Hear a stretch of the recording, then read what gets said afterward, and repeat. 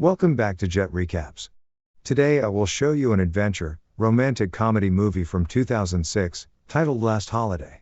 The first scene opens up at a choir rehearsal in a church. One of the choir singers is a shy woman named Georgia. She lives a quiet and risk-free life in New Orleans. After rehearsals, she goes grocery shopping before going home.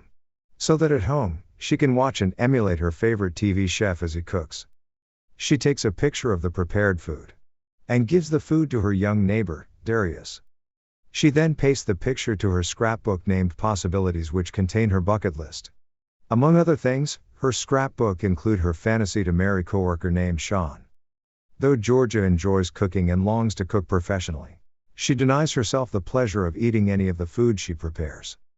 The next day, she is shown performing her work duties as a sales clerk in a cookware department at Cragen department store. At work, her friend tries to make her ask Sean out. But feeling shy, she chickens out. The next day at work, she carries out a sales demonstration. But this leads to a threat by the store manager to fire her, with the claims that she is wasting the company's resources feeding moochers. Caught up in her thoughts later, Sean approaches her. Feeling clumsy around him, she bumps her head on a kitchen cabinet door. Unconscious, Sean carries her to the store health center. And the company physician, Dr. Gupta, insists they carry out a CAT scan. Following the result of the scan, Dr. Gupta diagnoses her with brain tumors. And he also tells her that she has only 3 weeks to live. And she could potentially get cured by a very expensive and difficult operation. But unfortunately, her HMO plan refuses to cover the high cost of operation. Devastated, she goes home. That night, she sobs hard as she flips through her book of possibilities.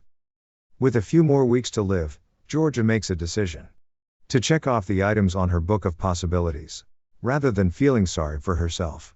So she liquidates her assets and set off on a dream vacation to the deluxe Grand Hotel Pup in Karlovy Vary.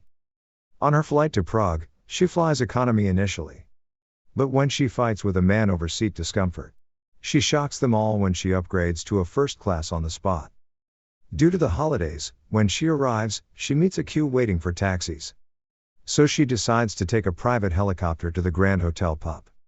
Dignitaries checking into the hotel are shocked when she arrives in the helicopter. And they were all eager to know who she is and her position. At the lobby, she is informed that her room is not yet ready, as the hotel wasn't expecting her that soon. When the receptionist tells her the only available room is the presidential suite, she takes it as she is determined to enjoy her final weeks. Still at the lobby, she is surprised to see Matthew Cragen, the self-centered owner of the Cragen department store where she worked, with his mistress for an assistant, Ms. Burns. She is also surprised to learn that Senator Dillings is at the hotel. The senator had left her church members disappointed when he didn't show up to the church service. Enjoying herself, she buys expensive designer outfits. She makes extensive use of the hotel's spa facilities. And during dinners, she requests special meals prepared by Chef Didier, a world-renowned chef she has always desired to meet. Her extravagant lifestyle in the hotel piques the curiosity of other guests, including Congressman Stewart, the senator, and an annoyed Cragen. They ask Cragen about her as he seems to know about everyone's origin. But he has no idea about Georgia and so decides to find out. One day at the pool, she is joined by Senator Dillings. Cragen, seeing them together, grows suspicious.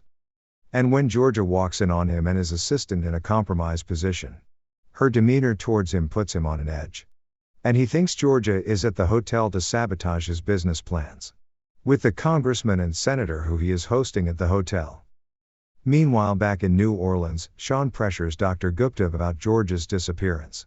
And Dr. Gupta tells Sean about Georgia's diagnosis. On hearing that, Sean goes over to her house. But he finds it locked. Fortunately, Darius sees and recognizes him as the man in Georgia's book of possibilities.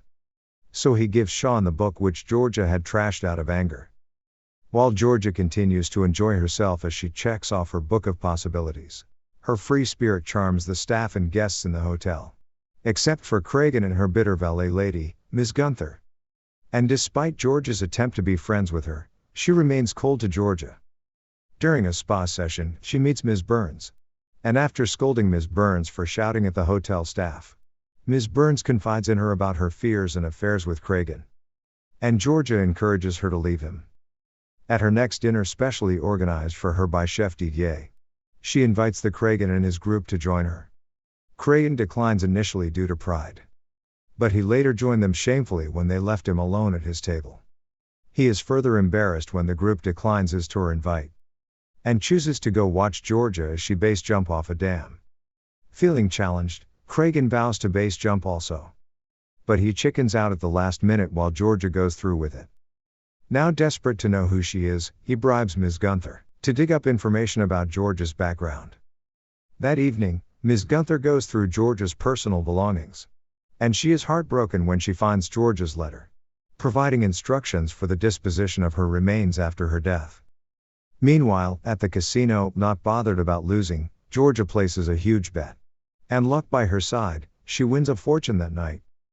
Back at her suite, Georgia is shocked by Ms. Gunther's changed attitude towards her. And Ms. Gunther confesses to having seen her letter while snooping through her belongings. She urges Georgia to return home, and spends her last days with her loved ones. Georgia takes her advice and heads for the airport, only to discover that an avalanche has blocked the road. Unbeknownst to her, Sean has learned of her diagnosis, and seeing her book of possibilities has flown to Carlo Viveri, and he's currently in a taxi on the other side of the avalanche. While Georgia returns to the hotel, Sean hikes across the snow on foot, as he is determined to see her and acknowledges feelings for her. Now back at the hotel, Georgia assists Chef Didier in the kitchen, in preparation for the New Year's Eve feast that night. Everything set, Chef Didier thanks her publicly at the party. Later, while seated with the group, Kragan raises a toast to humiliate her, as he has discovered her to be a sales clerk in one of his stores in New Orleans.